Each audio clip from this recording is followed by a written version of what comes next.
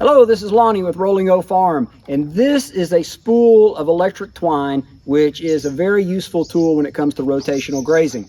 Now you can buy these spools already preloaded, in other words, already spooled with the electric twine. But many times it's more economical to buy the reel and the twine separately and to spool it on yourself. And today I'm going to show you how to do that. Come along.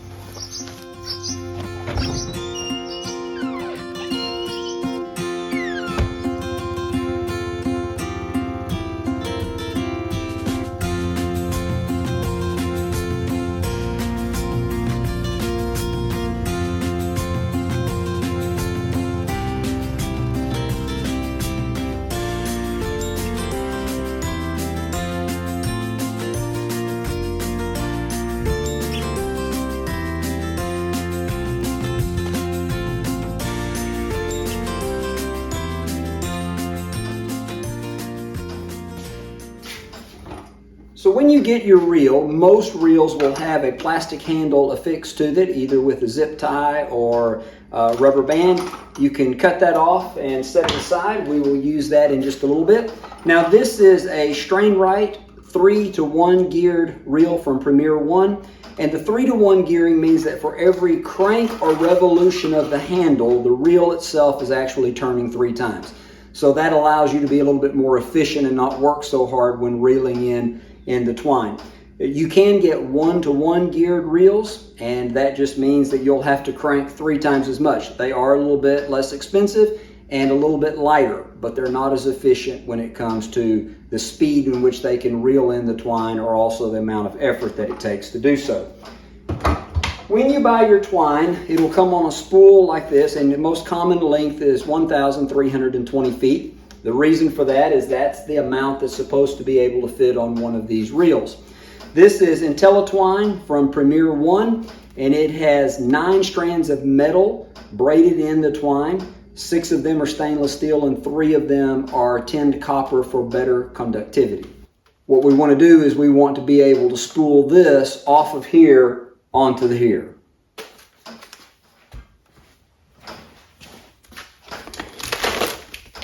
We'll just take our twine out of there. Find the end of the twine. Usually it'll be stapled on. You can take the staple out.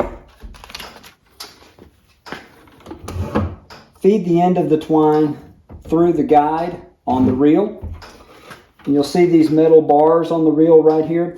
These bars are where you connect your electric fence to. This is what electrifies the twine. So you want to make sure that this is secure on these little metal rods right here, and usually I just run it back and forth a few times to make sure that it's got good surface contact there so that I can get a good connection.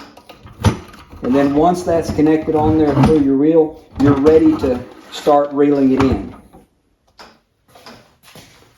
So when you're reeling this or spooling this over to your reel, you've got to have a way to be able to do that so that this spool can spin easily and yet also be contained and not run away. If you just lay it on the floor, it'll just run off and it'll start to unravel and you'll have a big mess. Here's one trick that I saw someone do that works pretty well. You can put it in a tub, such as an old mineral lick tub or a tote of some type, and you can start to reel it in, and it stays pretty good in the tub.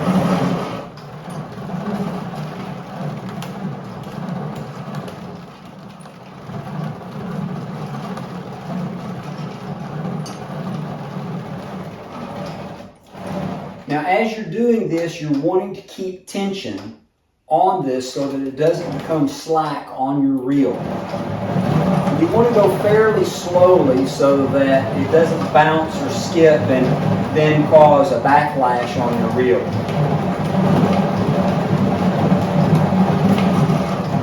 You can also kind of oscillate from side to side so that it doesn't build up just on one side of your reel.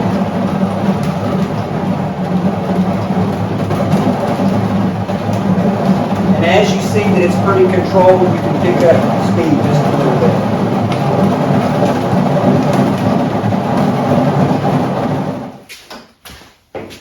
Now another technique that you can use is to find something that this can rotate on, some type of dowel or rod.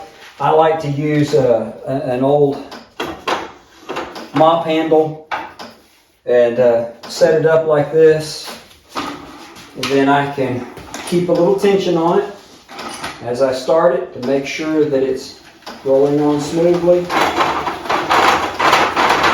then I can just sit down and roll it on.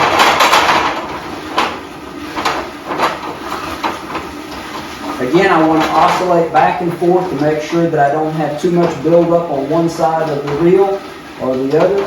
But just kind of by pivoting it back and forth and keeping good tension on it, you can spool it on.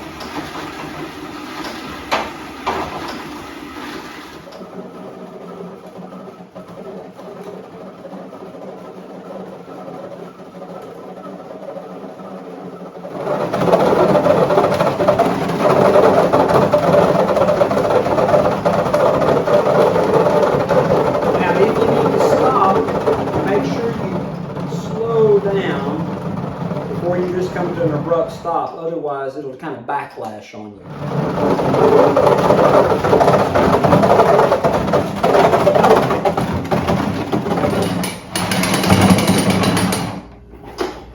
Now, I don't ever load my reel completely full.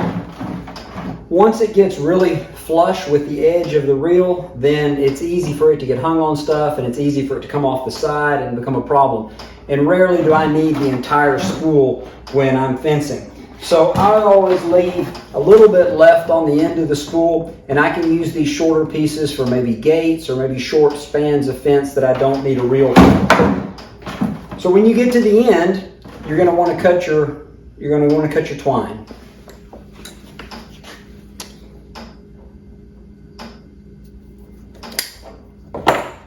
So I cut my twine.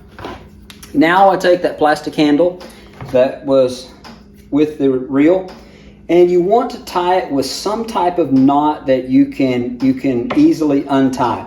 Because what you're going to want to do is you're going to want to, when you reel this in after having your fence out, you're going to want to untie this, take the handle off so that the handle doesn't get caught on the grass as you're reeling it in, or also if you still have your fence post up, that it can slide through the holders on your fence and not create a problem. So you're going to want to tie a knot here that you can easily take off and reassemble later.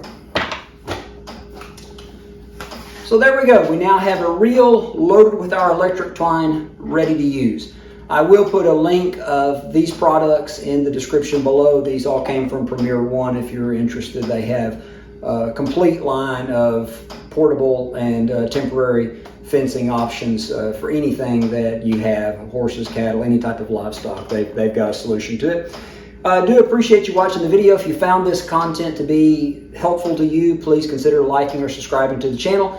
And if you are within driving distance of Northwest Alabama and you are looking for goats or sheep, either a starter herd or flock or maybe additional breeding stock, give me a call, see what I have available, or visit the website rollingofarm.com.